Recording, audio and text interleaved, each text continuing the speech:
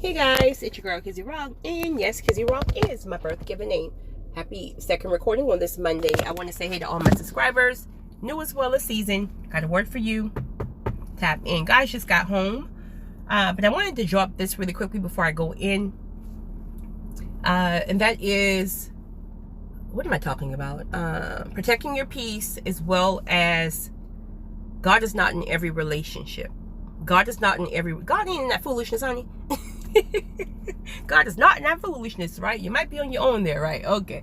So people pleasing, protecting your peace, mental health, things like that. All right. So respectfully, you guys know as a whole, our community, we've been through so much as a whole, and many of these issues from childhood or just events in life has caused us to have different trauma responses and trauma triggers, things like that. Well, a lot of the times when you're dealing with certain issues, let it be some people who may have abandonment issues or rejection issues, things like that, you typically, not everybody of course, but typically you can become a people pleaser and you don't even realize that you're being a people pleaser. And certain signs of that is just not knowing how to say no when you want to say no, right? If you want to say yes because you just want to, fine. But it's when you're saying yes and you don't even want to say yes. Yes, I'll come. Yes, I will be there. Yes, I would do this. And all the while, you're going through your own issues and your own mental health. As beautiful as life is not easy, right? So if life is not easy and you're already dealing with your own stuff, things within your own household, you, your spouse, your children, or whoever is in your household, right? If that's already enough, then imagine that we have people piling their stuff up on us. And this can be, let me think of an example since you guys like examples. I know a lot of you said that you were the child you were still a child, but you were responsible for raising your younger siblings while your parents maybe work, etc., and you're still now having issues with boundaries because it's all you know, right? So you became a people pleaser because your parents, weren't there, whatever. So now you have to do whatever to make them happy, regardless of how you felt about keeping these bad behind kids, right? You had to please your parents or whatever. So now you're an adult and you can't say no to anybody because you could never say no to your parents that you don't want to keep their bad behind children, right? Because all they're going to do is tell you, listen, hey, you going to mind them kids regardless if it's your kids or not, because I'm working out here trying to feed y'all, right? Period. Woo, I gotta go miles, honey. And so now as an adult, you're sitting here and these siblings who are no longer children now, they're adults, full-grown adults, are still calling you when their bills are due, and still calling you when they need something. And because you've always taken care of them when you guys were children, then you still feel responsible now. Or somebody who may have could have been abandoned by parents. You may have had a father who didn't want anything to do with you for whatever reason, right? So now you've done everything in your power as a child to try to make him see you, right? You want to perform and just make him see you. Like, see me, Dad. Why don't you like me? Why don't you love me? Why don't you spend time with me? But you do with your other kids and X, Y, and Z, right? So that abandonment issue, right? Now you're trying to please your father by doing anything. What do you want me to do? I'm a girl, but I'll play baseball, right? I do whatever. And so now as an adult, again, when people are coming to you and asking you for certain things you don't even want to do, but you're doing it because it's really retroactive back to that seed of abandonment. You're feeling that same trauma. It's all in one. It's all in one. So this is why, again, healing is important, so you can heal and boom, cap off the trauma. So now you can react with people differently. Now, of course, it's a process, a very, very long process, but just trying to make a point on why many people as adults are still people pleasers. If you really take account of everybody in your life, let's just say that maybe call you or people you help or whatever. This can be work, this can be friends, this can be family, this can be neighbors, whatever, church members, whatever. If you really take count of the things that you do or that you're stressing over, I should say, a lot of this stuff is not even your stuff. Granted, you got your stuff, right? That's what makes it difficult, because you already have your stuff.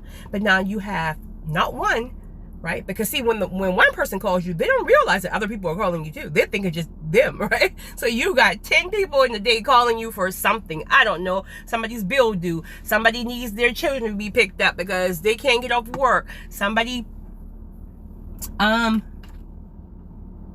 speaking of children, my neighbor's kids, they always come over here and talk to me. They may come over here.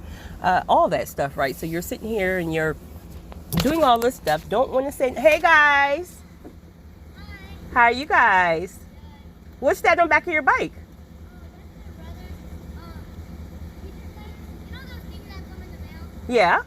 He just like putting those on my bike, and then I tried to run over them. Oh, I have a lot of those. I'll give you guys some. Okay, thank you. Okay, talk to you later. Sorry guys, with my neighbors. They have what are they? Bubble wraps. You know the bubble wraps? So they have the bubble wraps tied to the back of their bikes and trying to run over each other's bubble wraps. I got like tons of that stuff in my garage from Amazon. I'm be sure to give it to them. But anyway, so that's, excuse me guys, that's the whole thing on, you know, the people pleasing thing or whatever. But guys, in this season right here, what you will realize, some of you will realize, it's almost like, again, God is kind of pressing you. It's like he's pressing you to start your healing journey if you have not, right? He's pressing you to get your own stuff together, right? He's pressing you to confront certain issues and areas in your life, because before he opens the door, these are going to be areas that you have to address. So of course you have, many of you are like me, just naturally servers, not even moving from a people-pleasing seed, right? Because again, people-pleasing is more so less about you doing something, trying to perform or be accepted, right? Naturally, I'm just a giver. Naturally, I'm just a server. But I now know how to say no if I don't feel like I'm not coming. If I don't want to go, I don't care who want to see me. I don't care how they say I'm the one to get the party started. I'm not coming. I'm tired. I'm in my bed, right? Don't call me at the last minute about come meet me. Now, I can't come. But I'll let you go tomorrow, right?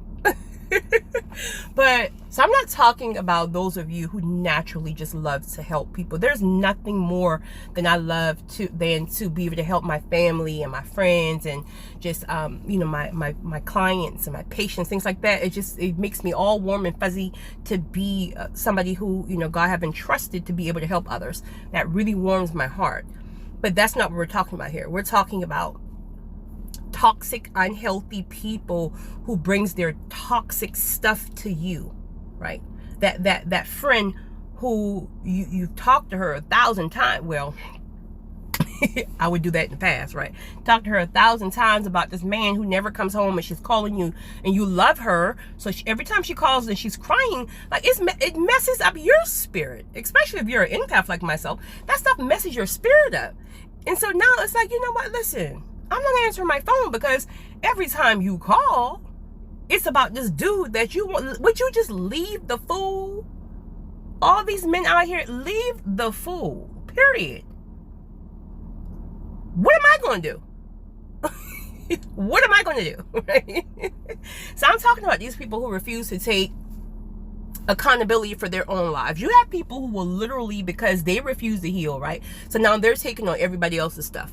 So now they have trauma responses. So they're now saying yes to every single person. I'll do this. Okay, I got you. And now they're overloaded. So now what happens? Because they're overloaded and now they can't, you know, carry all that stuff that they signed up for. Now they're calling you. So now you're carrying somebody else's energy in toxic empathy that you don't even know. Because they're a friend of a friend of a friend of a friend. It's crazy. It's crazy the things that you learn on your journey of elevating. So yeah, guys, protect whatever that means for you. Don't answer your phone if you choose not to. You know, some people give me a really hard time about that because they know I don't like talking on the phone. I have to talk on the phone for certain people. I don't mind talking on the phone if it's somebody who, you know, is not going to drain my energy. But with some people, they just drain your energy. And so you got to learn to just say, I can't answer my phone right now. I can't come right now, right? I'll call you tomorrow when I got more energy for myself. I'm already depleted today because I have my own issues and I don't have anything else to give you today. So I'll call you tomorrow. If it's something crazy, I don't even want to hear it, right? Because I mean, I'm not God. And when you call on me with all this bad news, that's really sending me to a place of depression. And I just, you know, I'm protecting my peace. It takes time to get there, guys, and you will struggle with it, but the point is you have to be consistent. The hardest part is getting started by learning to put boundaries up first, because a lot of people are not going to be happy with that, but it starts with starting. And then again, once you start, God gives you that grace, and so it makes it easier and easier, and before you know it, you'll be fine with it. Before you know it, you will discover a peace that you will do everything in your power to protect your peace. All right, how about this crazy relationship, honey? God is not in that foolishness. All right. I don't know why I'm so tickled with that. Okay, so we know that there's nothing more beautiful than God-ordained relationships of all sorts. However, we know there's nothing more stressful and as toxic as relationships that we chose on our own accord, and God have nothing to do with that foolishness. But we're sitting there trying to harass God nerve by trying to pray to make this man change, make this woman change, and God ain't got nothing to do with that. And now you're all upset at God because you feel like God's not answering your prayers. But God, I prayed to ask you to change this man. I prayed, you know, so he can communicate. I prayed so he can stop cheating. I prayed so he can just learn to understand me. All this stuff, we're praying for God. These kids want this bubble wrap, and I'm gonna have to get it for them. We're praying literally for God to fix these relationships that God has no part of. These are things that we know God was never even in. We got with them for the wrong reason to begin with. There's no fruit. There's no fruit in the relationships at all. Anything that's God ordained, you're going to see fruit. Right? All we see is darn stress. Stress. But let me tell you something, honey. God will allow that person to keep hurting your behind so bad. Been there, done that, trust me. God will allow that person to hurt you over and over and over and over and over and over again until you have no choice but to leave. So you know how they say that, you know, God is not in a mess, and God is not a God of confusion, and God is not a God of mess. God didn't bless the mess or something like that. That's true. But God will take a situation that you got your own mess in, and he will take it and use it for your good. So, for example, okay, he had no part of that. He's not going to change this fool, right? But he's going to change you. He's going to change you. So once this person hurts you enough and you finally had enough of a point of no return, and you will get there, honey, because let me tell you something, right? You will get to the point of no return. Then through that process of healing, because when you come out of that, you're going to be broken, right? I mean, toxic relationships really, really break you down. So when you come out of that, then that is the time that God will start to heal, throw you behind in the single season. Then that is when you allow God to heal you, and then God sends you to better. So you see how he took that situation that you got your own mess in, right? But he came in there. Sadly, that person had to hurt you, but whatever. God don't care about our feelings and our emotions when it comes down to really taking us higher. So he may not change that person, sis. He may not change that person, bro, but he may change you if you open your mind to it. I think the hardest part with that is because we can't see past the situation, right? Because sometimes you could be so locked in those toxic, unhealthy relationships that you can't even see past that situation, because you're constantly fighting. You're trying to survive. You're in survivor mode, right? You're trying to fix it. You're trying to prove yourself. You're sitting here having 25,000 meeting of the minds every single day with this fool lying right in your face. I just had a flashback. Okay. So you're too busy just trying to you don't even realize what's on the other side. A whole, healed, mature, healthy, God-fearing, sexy. Did I say sexy? Sexy. Did I say sexy? Sexy. All caps. Man. M-A-N. Man. Or woman for my guys. You can't even see it. You don't even know that there's somebody else out there for you that's healed and whole and healthy and peaceful. You don't even know it because all you know is this foolishness. And so you can't understand why God, I just don't understand why wouldn't God just change it? Why God can change anybody, why he just won't change? Because that was never meant for you. You got yourself in it, so you're going to have to get yourself out. But he'll give you grace. He'll give you grace to leave, right? When you take that first step, when he comes to you and say, hey, it's a soul tie, right? I need you to do this, this, and that. And you ain't going to want to do it now, but if you do it, because you've already had enough to the point of no return, when you do it, there's going to be a grace. That's when God steps in. Now, see, he ain't in that foolishness of trying to make it work, but he is in the grace of getting yourself out there, right? So when he tells you it's time to walk, yes, my child, your little heart might break, but I'm going to give you grace. I'm going to give you grace. It's not going to really break you down how it would if that grace wouldn't be on you. But you got to move when I tell you to move. This is the importance of moving when that grace is on you. You know, one of my employees actually told me this one time. She's like a year ago. She was in this old toxic foolishness of a foolishness. And she just kept trying to batter in my head, and I guess if that's your belief, it is what it is, but I don't believe it. She feels like you can sit here and be disobedient even when you're getting convictions after convictions, and 8 years later you're still doing the same thing, and grace never, well, no, grace never leaves you. Grace never leaves you. Well, if that's your belief, sis, then keep doing what you're doing. You know, don't make no changes. Keep with that foolishness you got going on. Don't make no changes, and then, you know, I don't know, maybe grace will never leave you. But I know for me, honey, I can feel spiritually when there's a certain grace on me to get certain things done. I can feel a certain grace when God says, all right, I need you to do this, leave this, move this. You got to do it now. When I make the step to do it, it's easier. Not that it's easy, but it's way more easier than when I tried to do it alone. So I don't know. That's just my thing. I feel like God, grace can leave your behind after a certain period. And if that is the case, you got to be very, very, very careful then, because now you're on your own. Because listen, God is love, God is patient, God is kind, and all that stuff like that. But okay, play with it. Get that wrath if you want to. Play with it. I ain't got time, honey.